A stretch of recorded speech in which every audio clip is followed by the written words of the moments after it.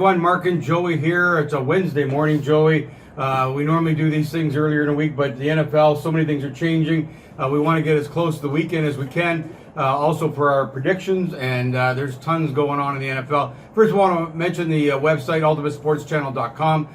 Head out there and take a look at all the sports feeds, all the things that are happening in sports every single day, along with looking at our sponsors, seeing who our sponsors are. We don't tie up the whole show by a ton of sponsors, but we do have them on our website. If you can go over there and support them, we really appreciate it. Joey, a little bit about the background. We're here in Orlando. This is where the show is taking place. The last couple we've done inside of our hotel room, but thought, hey, let's get outside and do this. Get the chance to see a little bit of the background of the resort that we're at.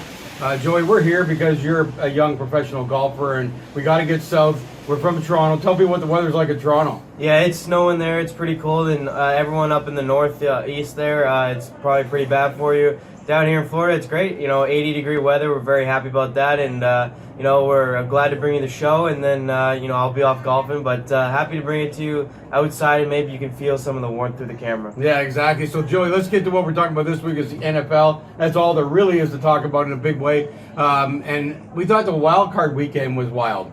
This past weekend was insane with the games that have occurred. Joe, let's look, first of all, we're going to save our favorite team to the end who blew another game, but let's get on to the first game that happened. I'm not sure the order, but let's talk about KC because that's what really mattered on the weekend. That was the most insane football game I've ever seen. Well, I tell you what, after the games on Sunday, people kind of forgot what happened on Saturday. They were both pretty unbelievable games. You start with the Kansas City game with Houston coming out to a big lead.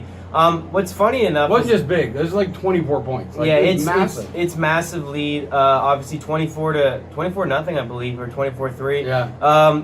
The biggest thing is I think I even called it the Kansas City's offense. First of all, they had bad luck. Yeah. Anytime a team gets bad luck, and it's early like that, I hold out hope.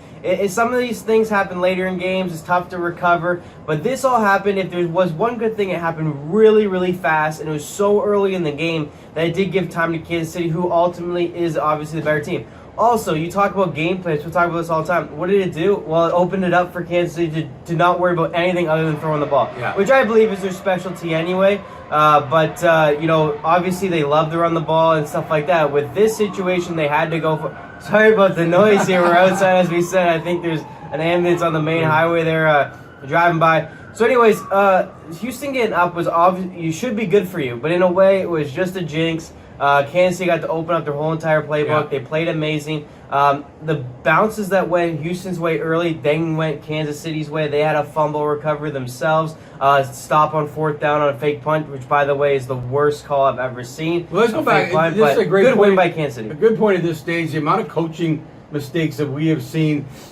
We were shocked with the big lead like that. Why do you try? But is this just coaches wanting to be heard on the sports shows on the next day about what a call this was? I don't understand why anybody with that kind of lead would do anything but play the game regularly instead of giving the ball to an offense like that at midfield, maybe even in their own end. It was at the 30, inside their own end. Why? I just don't understand it. There's so many coaching mistakes every week that you see. It's unreal these guys keep their job, and of course some of them aren't, but these are playoff teams. And Houston's a team that I believe have been plagued by their coach this entire time. I haven't liked Bill O'Brien, really. I know it's hard because he gets them to the playoffs, and a lot of teams that looks good, but they only get to the playoffs because they're in a weak division. I feel like they're a much better team than what he's able to bring out of them. I've always wanted a coaching change there for a little while now, and this just did it for me. I mean, you're up huge. They just got a quick touchdown off a fumble, so stupid. And then you go ahead and do a fake punt. And now on top of the fake punt, it wasn't an unbelievable tackle by the Kansas City guys. Sometimes defensive guys don't get enough credit. It was one-on-one. If he misses, that guy's gone, and who knows what that does to the game. Unbelievable tackle by Sorensen on Kansas City. He had a great game. And then obviously Mahomes in the offense to capitalize it and not score field goals but score touchdowns to get back in this game. Obviously there's many ways, as a coach, you think, I got burnt, but I could have got lucky if my defense stepped up. It's just hard, though. That was such a big moment. You should have punted away. But with that being said, I think the NFL and the fans will agree the most important team won. We all wanted Kansas City to win. They actually, if they did a poll going into this weekend, the team that most people care about, it's Kansas City. So, at the end of the day, it's almost like it was meant to be, and now they get this legendary comeback story. Mahomes is, hey, we all want Almighty God. We all want to see 40 points all the time. At least we do. Fun, I know there's defensive guys who like these tight games. We're not one of them. We like to see the offense. Mahomes is unreal, but this is a key thing that happened momentum. It's amazing, down 24-3. What one play like those guys did in stopping that punt changed that whole game. You know, the team got up, the fans got up. It was amazing what happened in that one move. And this is another key thing in sports. You know what? They got beat early. They were down 24 points. Most people would be on that defense, but they turned that game around with that punt when they stopped that guy. That turned Kansas City's all around, and bam, they're in the end zone. It's a whole new game. Yeah, and I'll say a couple more things. I mean, the big thing here too is people talk about the running game and defense, and I get it. The top 4 rushing teams all made the playoffs. But the only team that you would have any faith in to come back from this league is the Kansas City team. They're the only team in the playoffs right now that can put up 40 if given the opportunity. There's not a single team in this playoffs that I believe could have come back from that because they don't put up enough points anymore. Kansas City was the one team, and we all knew it. Romo knew it. Jim Nance is his partner, but I forget anyways, but everyone knew it. Like, you could hear the broadcast, you know? It wasn't actually, like, that down. And even the fans were immediately back on their side as soon as they got the ball. So, you know, it's important to run the ball, play defense, but there's something to be said for having a quarterback and an offense that can put up points and give this team confidence. And the defense then rode that confidence on their side of the ball. They played so much better. You know, credit to them. And honestly, if you want to know about leadership at a young age, watch Patrick Mahomes' speech. It was mic'd up. It's on the internet right now. You know, that's a true testament to who he is. And I think this team's obviously going to be very, very good for a long time, but a huge character building there for them. Well, and the thing that kills me all the time when they talk about quarterbacks, it's always Aaron Rodgers and Russell Wilson. They don't compare to Mahomes. This guy is unbelievable. Yeah. He actually controls the game. He isn't, you know, like his typical scoring plays are like a minute. Yeah. Three passes, they're scoring. Yeah. Other teams are taking 7 minutes to score points. And you made a great point there. You don't come back from 24 points, but it takes you 7 minutes all the time to score touchdowns because you have no big game. They've got a big game that can come back from anything. By the way, we did bet them when they got behind. This is one of our key strategies in football is good teams getting behind and the ability to come back.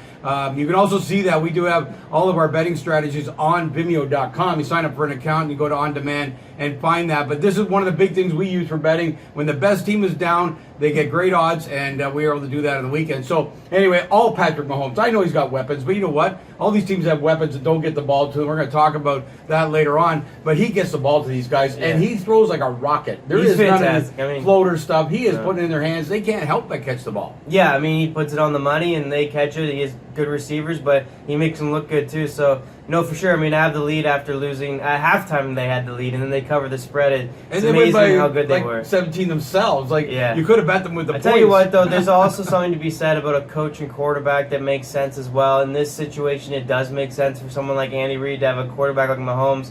You know, they plague each other. You know, you kind of got to work together, and they do. So, all-around good win. And we know people are going to say, oh, he hasn't been in the Super Bowl yet. What is his 4th year? Like Jesus. Mahomes? Yeah. No, it's only his second. Second year at the starting role. So what do you expect out of a kid like this? Well, I don't think anyone's going to say that because he went to the AFC Championship last year, only lost to New England, and Tom Brady, where he didn't get the ball in overtime, and New England put up 40-something points. I said going into the playoffs that Kansas City's defense has been playing amazing, and besides a few errors, which was actually a punt fumble and a punt block, the defense played well, so they're very dangerous. Yeah, so there you go. Kansas City on the way. We love that. The next game was... Let's go to another big upset in the Tennessee-Baltimore game, which somebody picked. That would be me. Yeah, not an upset to you. I picked Tennessee against New England. I picked Tennessee against Baltimore.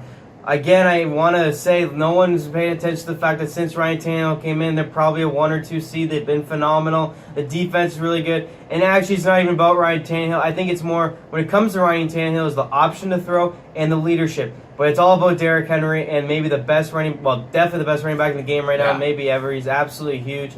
He gets 4 or 5 yards like it's just walking through Swiss cheese. It's just like he just gets there, no problem, and then he turns it on and he's gone. So shout out to Tennessee. I like them all the way.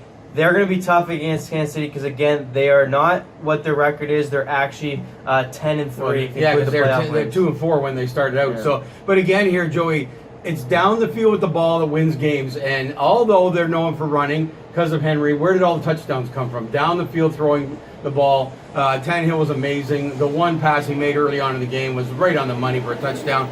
That's the way you have to go. Another, I don't know if we can say coaching mistakes, but you know, maybe different from regular season and playoffs, but Baltimore stopped twice on 4th down. They hadn't been stopped all year. that happened. That changed the momentum of this game on a regular basis. The Tennessee defense was able to stop these guys. Well, I think that was obviously a huge key. I mean, Lamar hasn't been stopped on fourth down all season long, and but Tennessee's defense is very, very good. It's a team they never faced. Also, this goes back to, unlike Mahomes, maybe it's because Mahomes has a little bit more weapons around him. Maybe it's more of a coach that's been more. Well, he hasn't been more successful than Harbaugh, so maybe it is just the weapons around him. Lamar's looked more nervous than Mahomes has in his first 2 years in the playoffs. By far. And I don't know if it's because, as I said going in this game, I feel like Lamar doesn't have many options outside himself and his tight end. Once they took that away from him, he didn't have anyone to really go to. Not that he can't. I've always said I think he can throw the ball. I just think they just didn't have the weapons that people thought they had because Lamar was so dominant in the regular season. All of a sudden, you gave Tennessee a week to prepare. They stopped you a couple times on fourth down. The belief's gone. He doesn't have the throwing game like Mahomes has to come back. Again, I keep talking about this. I get it. It got you in the playoffs. But the only team I ever believe can come back from any deficit is Kansas City. Baltimore, I knew they were done. I didn't think there was any chance of a comeback because they run the ball. And like you just said, you can't come back when you're having 6-minute drives. And that's what happens when you run the ball. Mark Ingram was non-existent. His tight end wasn't really there. Well, let's face it, Baltimore didn't adapt. No, they didn't. Tennessee did a great job of shutting down the run. They had a great plan. They shut down Lamar. It was almost like if Lamar doesn't run for 100 yards, they didn't know what else to do. He did run for 100 yards. The fact is he had to throw for touchdowns, and he couldn't do that. They played man coverage, and they had to spy on Lamar. Lamar couldn't create enough by himself. I feel like he got stuck in the pocket. I don't think he was looking to run as much as he normally does. And then, obviously, he didn't throw it because he doesn't have receivers that are any good quality to really get open. But let's always look up against the wall. Let's always look at what I harp on. His yards came late when they were already behind, and Tennessee's playing a softer defense. Early in the game, Tennessee defense shut down Lamar, shut down their running game, and they had no other game. Matter of fact, he looked really nervous throwing the ball. Overthrew a number of receivers that any experienced quarterback would have hit. So anyway, congratulations to him. I've called him the MVP all season. May have changed my point because when I talk about MVPs, I talk about winning. They didn't do it. I talked about them going to the Super Bowl.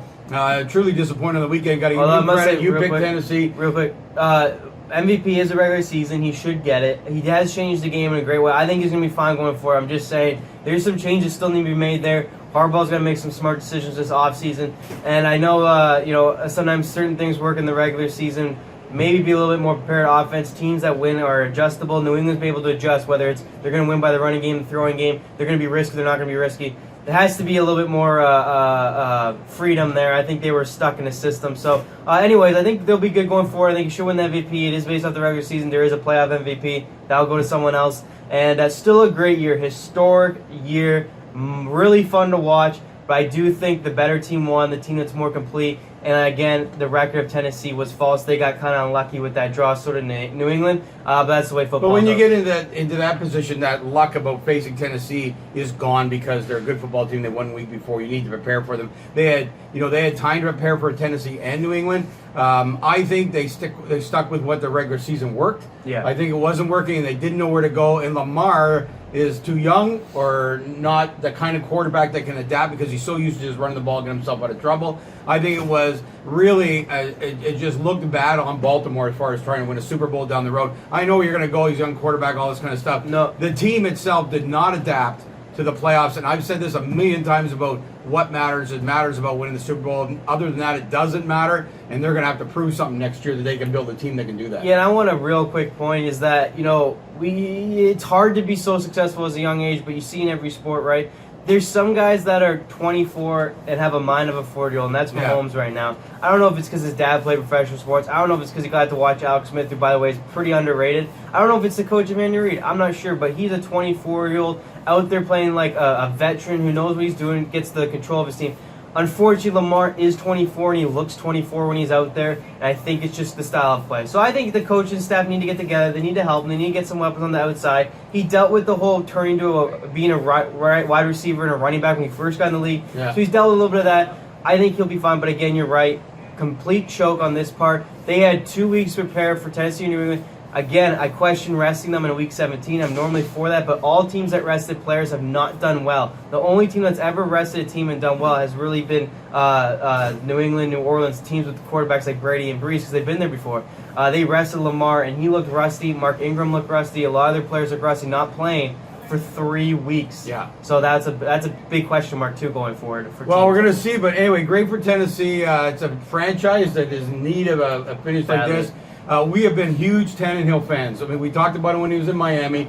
We love the way he played. The guy does. Here's what I always love. He does nothing but win. Yeah. I mean, you can go and you can talk about anything. I don't care. Break him down any way you want. What he does do is win. He has an incredible winning record. Like, it's amazing on the teams he's played on. And he came into a team here that had their number one quarterback ready to go at the start of the season. He was not on the team, or like not the starter at the beginning of the season. Team goes 2-4. Took over a weak team, didn't take over a strong team and win. Like, you know, like we talk about Nick Foles, who we love, but he took over, you know, Philly that was 9-1 at the time. He stepped in and won a Super Bowl. This was not the case in Tennessee. This is all on Tannehill. Incredible leadership, incredible way he's played since, even though they have a running game, I'm telling you, precision passing is what won the game for them on the weekend. So there we go. And real quick, this is a player that was so smart. He had a no-trade clause, so he got to choose where he got traded to. Yeah. He got traded to Tennessee. He picked Tennessee. He knew this. A smart man. More importantly, for this playoff run, Tennessee is paying him $2 million, and Miami's paying him $28.3 this year. Yeah, hilarious. So there's Miami Dolphins paying a guy $28.3 million to maybe end up back in Miami for the Super Bowl. How funny would that be? Yeah, that'd be hilarious, and the fans would love to see him. I mean, he was a fan favorite, even though it was a team of Miami because he was hurt all the time.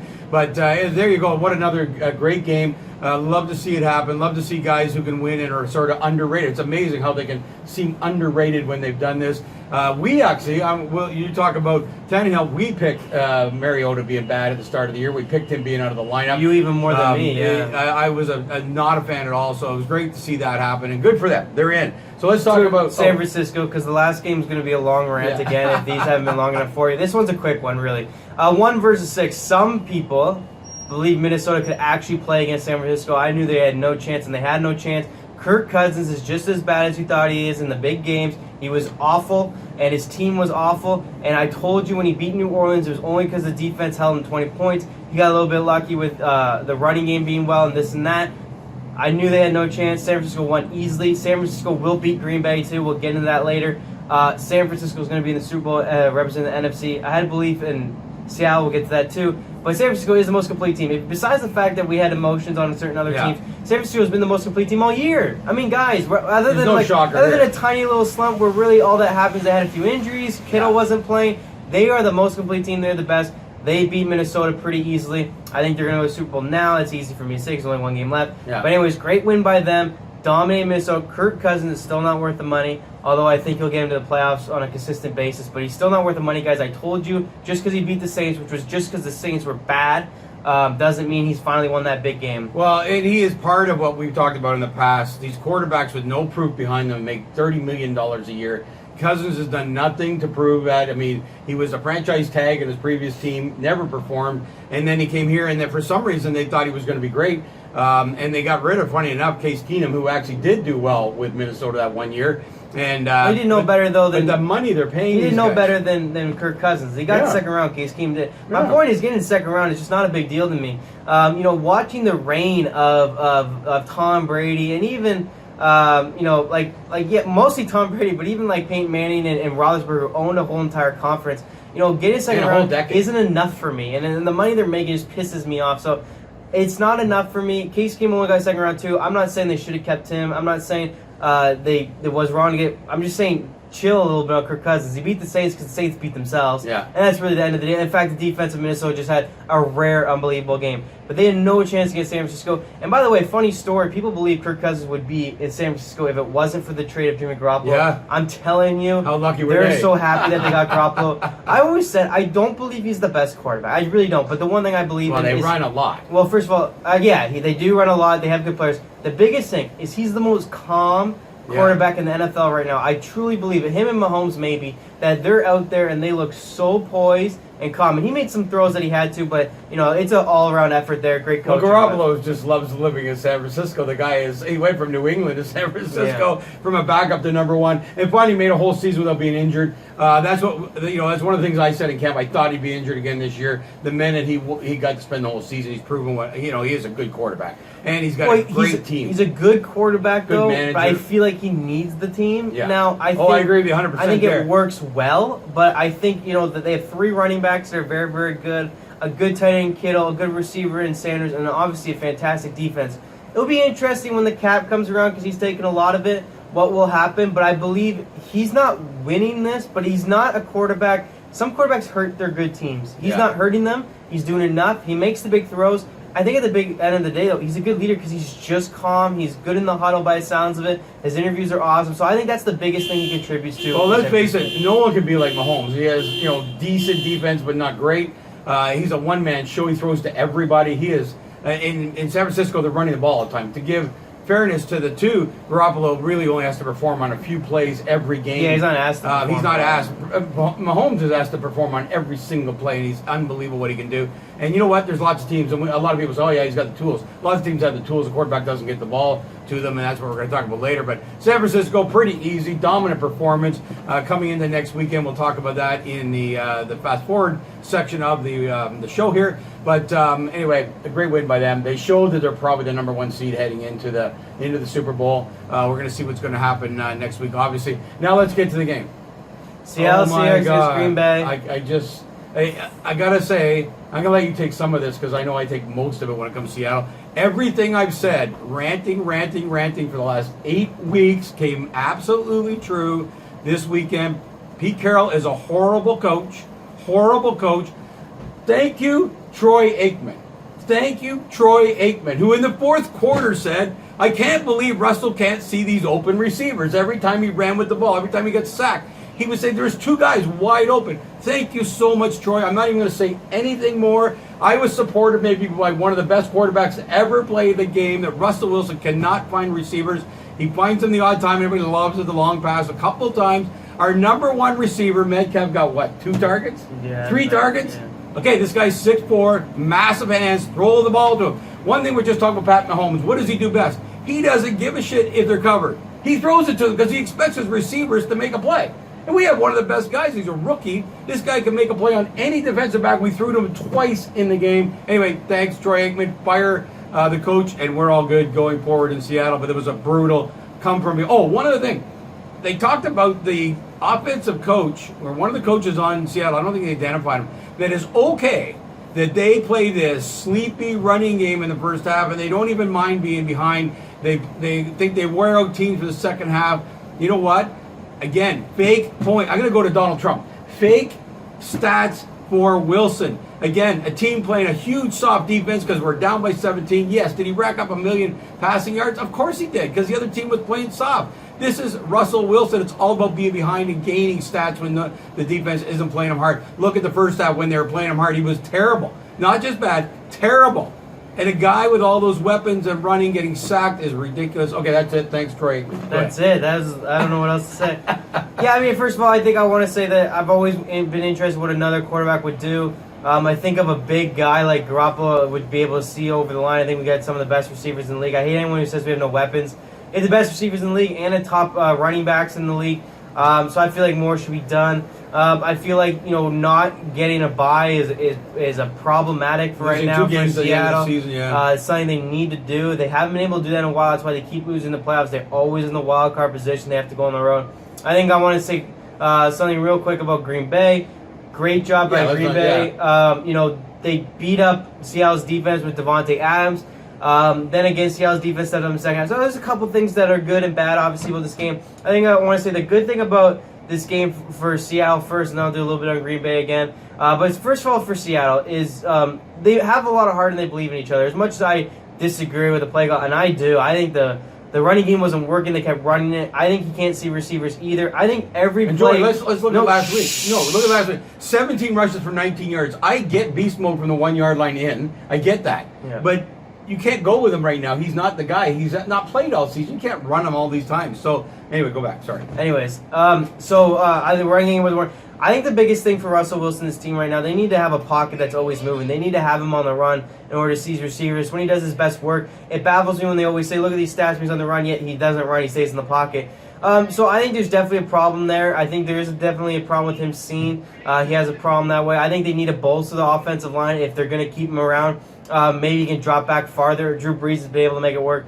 But anyways, it is a good young team that you look at going forward can potentially be something special. I think there needs to be some changes for sure. But with Chris Carson, Rashard Penny back next year, I am interested to see. I think Chris Carson was a little bit better. I think Beast Mode was amazing from the 1 yard line. But I agree with you. He looked pretty rusty. There wasn't many holes, but Carson did bounce them outside. He has younger legs. It did look like Beast Mode was coming out of retirement. But Joey, here we go again. On the you said you were going to stop talking. Sorry, I have a short memory. Pete Carroll, I believe, is making wrong decisions. I believe it's the offensive coordinator, but it sounds like I believe it's the offensive coordinator making a decision. I'd like to see a change there. Here's what I'm going to get down to, and this is why I want to stop talking. Is nothing's going to change, guys. You're going to have Russell Wilson there next year. You're going to have Metcalf. You're going to have Lockett. You're going to have a similar offensive line. You're going to have Chris Carson, Penny back. The biggest thing is, can the defense get a little better? As much as I do hate the offense and some of the ways it goes, the defense was not good this year. Hopefully it gets a little bit better. It stepped up in key moments. Bobby Wagner's easily the best linebacker. KJ Wright's fantastic. Stream Griffin's awesome. Stephon Diggs trade was great. Clowney, if we can resign, would be great. So his defense has the potential to go a little bit farther. They need to fix Trey Flowers on the left-hand side. Horrible. He got beat up. Number 21, if you don't know who I'm talking about, was beat up every game this year. He was absolutely horrible. They need to fix that. I agree with some coaching decisions. Again, the one thing I'll say for them is the belief is real. They're already talking about next season. I do love that from a team standpoint, and it'll be interesting to see what's next year. I'm not going to let you talk anymore. I have to get one Let's go to Green Bay. No, I have to get one back. We just score. Seattle scores to get back in the game. 2-point convert needed to get within 3, right? So Beast Mode's just run the ball in from the 1 yard line. First of all, from the 5 to the 1 and 1 in. So what do we do with the 2-point convert? We throw the ball. Like, is this guy got a mental problem? You got the guy who scores. He just scored from 1. You don't think he scored from 2? This is the guy you give the ball. This was not as bad as the Super Bowl because we weren't ready to win a Super Bowl. There's a first round or second round playoff game. But what are you doing? I mean, okay, let's go. I do agree with you. Let's go to Green Bay. Green Bay looked very, very good. Way better than I thought they would. I didn't think they'd put up this many points against Seattle. Put up a lot of points early. Again, it was because Seattle wouldn't make adjustments against Devontae Adams. Yeah. He might be one of the best receivers in the game right now. Still, double team the guy. He was fantastic. I want to say Aaron Rodgers was very, very good himself. Jimmy Graham had a big game against Adams was wide open on every throw. Wide open. Will you stop? Not even under conflict. Go ahead. So anyways, good game by them. Good defensive game by their defense. They held on for the win. First win back in Green Bay. It had been a while since they had a home game, especially divisional. They're going to face San Francisco. We'll see what happens there. We'll get into that later. But I want to say, this is kind of important in a way. Aaron Rodgers, I believe, is coming near an end of his career. I don't feel like he's a guy who wants to play like Brady till he's late in his 40s. He talks about retirement all the time. I just want to say it'd be very interesting. I wouldn't be too upset if he did beat San Francisco in a major upset and won the Super Bowl or something like that. You're gonna get crushed. I think they're gonna get crushed. But right now, I think it is an end of an era possibly there. I will congratulate as well Matt LaFleur. First playoff win, his first year at Green Bay. It's not an easy place to go coach. It's Green Bay. It's the legendary Packers. He goes in there, goes 13-3, gets a playoff win, is now going to be in the NFC Championship game. So shout out to Matt LaFleur, who had to deal with a lot of newspaper articles, a lot of conversations about him and Aaron Rodgers. So I just want to say Green Bay did enough. I think they're a team that's building, could be really good in like 2 years. But good win, good season. You never know with Aaron Rodgers. He did throw some amazing passes down the stretch there, especially on third down. They went 10 for 12 on third down. I don't know if that's bad defense or great offense. Either way, it was a big win for them back in Green Bay. Well, Seattle had so many chances to win this game. As you say, 10 for 14 or something for third downs. That's ridiculous. No team does that. Adams was open all day. It was a failed defensive strategy. It was brutal that he was open all the time. Jimmy Graham, oh my God, guess who they're going to go to on third down? Like, you double up, and now all of a sudden you leave Graham open. That's the kind of game. Anyway, Green Bay is the what are they called now? LA Chargers. I can only call them San Diego because what a great place to live. 13-3 last year. 5-9 this year or some number. That is Green Bay. This was a smokescreen this year. This team is not very good. They should have never beat Seattle. One-man team to go to Adams. That's all they've got. They're going to get crushed against San Francisco, and they'll be back. Aaron Rodgers is a fool. If they believe what you believe, where this team's got some future, is a fool to retire without a second Super Bowl. The god of quarterbacks will fade into nothingness if he doesn't get the second one. Go ask Peyton Manning how important that second Super Bowl is, and you should play till you get it. We'll see. And what go Rodgers ask Brett does. Favre what it's like having one Super Bowl. I'm pretty sure he's still talked about all the time. Aaron Rodgers doesn't care, guys. You gotta remember this.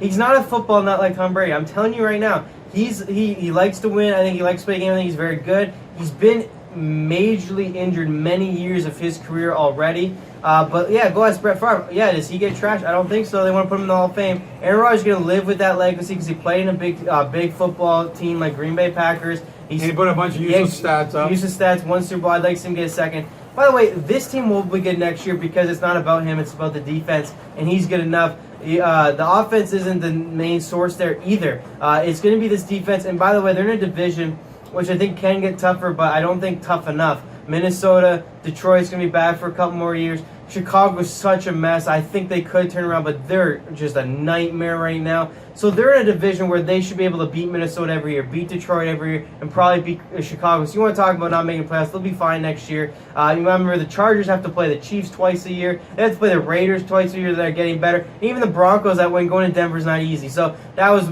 partly their problem there. But I will say they're going to get slaughtered by San Francisco, as you should. Let's talk about that. That's the rewind part of our show. Now we're going to do the fast forward part, which is going to go into the weekend here. So let's start up. It's only 2 games, so that's getting there, man. The football's going to be over. We're going to have to find some other drugs to take because football does it for us every week.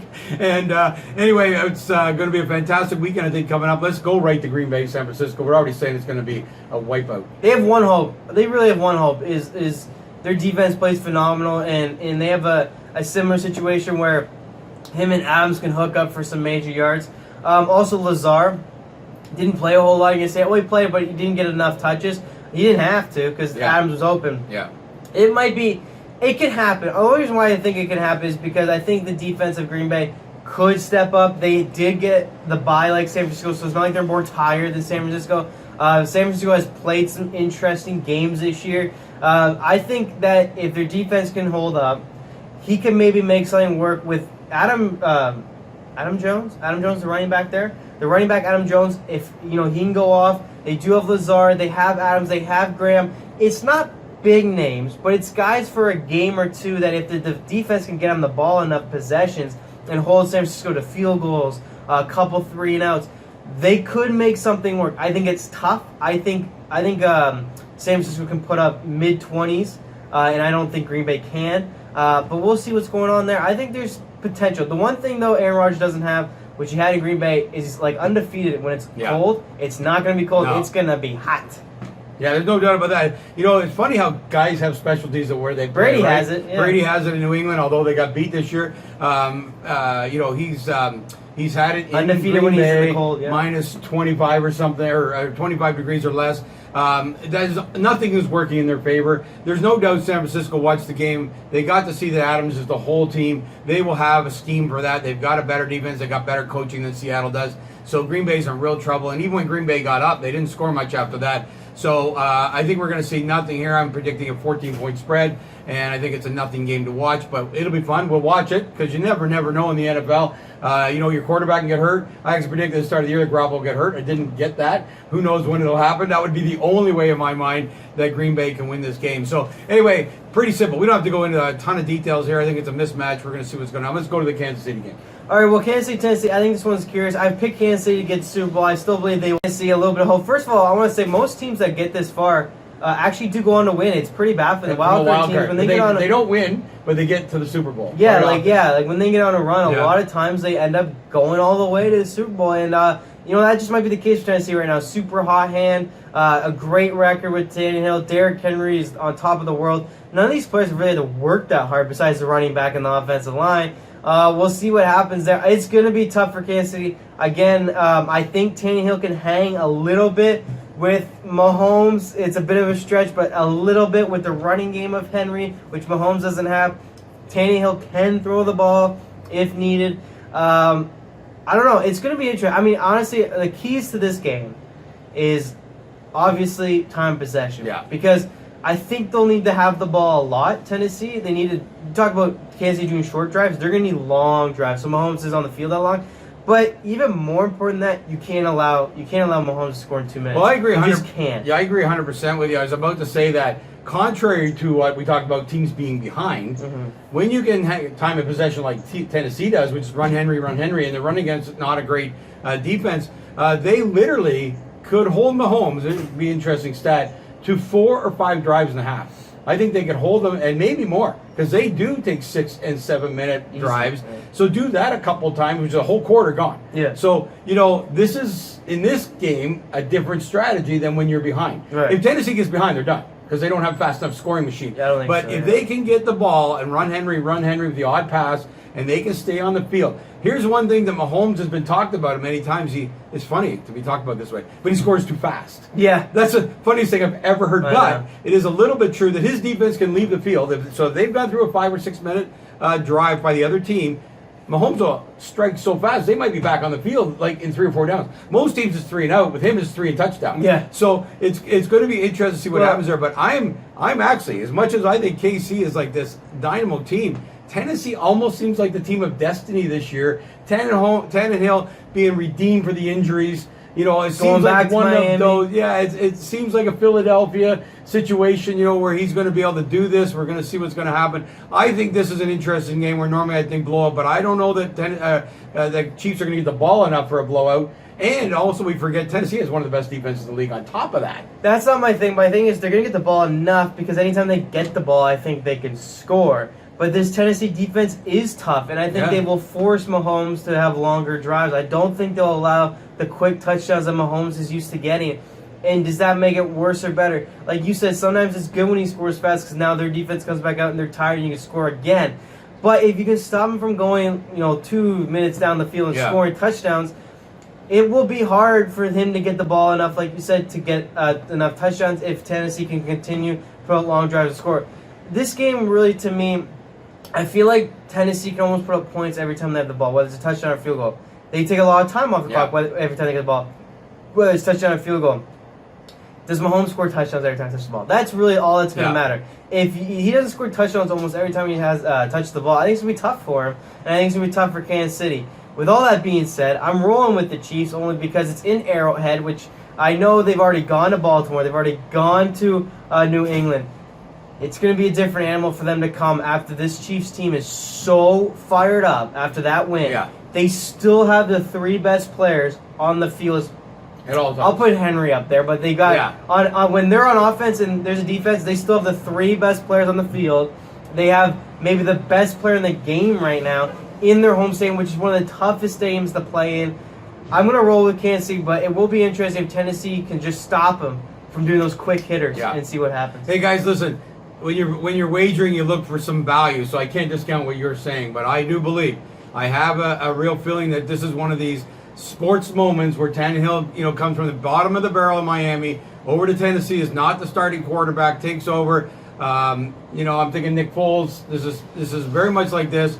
Things will happen to go their way. I really believe it. But also, I'm always looking for value. So take San Francisco. It's a no-brainer. And take them on to Tennessee. This will be a parlay you want to do. Will be worth the value. And if it goes Kansas City, San Francisco, there's no point in betting. Well, you won't make any money. real quick, but I believe that Tennessee can win this game. I'm not telling you they will. I believe they can win this game. I'm going to be very interested. If Henry can get 150 yards, which is not unusual for this guy, I mean, it's almost average for him. Every year. If he can do that, I think they can shut down time of possession for Tennessee. I would roll with. I wouldn't take the spreads, but I'd take the San Francisco in the under, Kansas City in the over. Because I think that there's going to be a lot of points in this game. I know that sounds shocking, but Kansas City's defense just isn't good enough. So they're going to give up points, and then Mahomes is still better than any defense. I won't give any credit.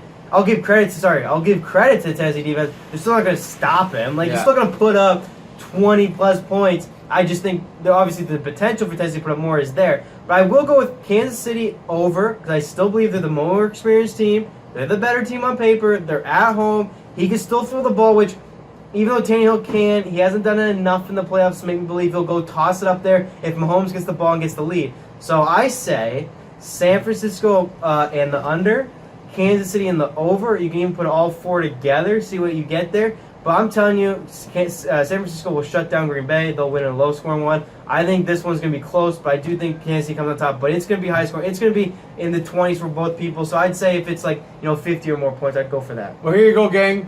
We got San Francisco, Tennessee on my part. Tennessee goes to Super Bowl. Tannehill wins in Miami. It becomes one of those iconic sports stories. By the way, you're going with the two favorites. Yeah. And that's it would great. be a And it pretty wouldn't shock crappy me. Super Bowl. Wouldn't though. shock me if they're there. It'd be Wouldn't a bad shock me. Super Bowl though. It would be amazing. Tennessee People and go San nuts. Francisco. Well, people go nuts. We don't like it because it's defensive. No, I don't But, like it because it's Tennessee. You want Mahomes in there. You want Mahomes. Tennessee has the like NFL wants them in there. That's for damn sure. Kansas City. Yeah. Yeah, they want Mahomes versus Garoppolo for sure. Yeah. Oh, no doubt about that. Hey, there you go. There's our picks this weekend. Our pre-game show for the Super Bowl, which we'll obviously do. But there you are. That's what we're looking at for this weekend. We'll be happy to be back next week talking about another classic NFL weekend.